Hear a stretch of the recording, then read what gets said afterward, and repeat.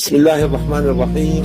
بتاريخ 23/1/2023 يقوم فريق نداء إنساني المهيب بتقديم وجبات طعام في إحدى مخيمات الشمال السوري.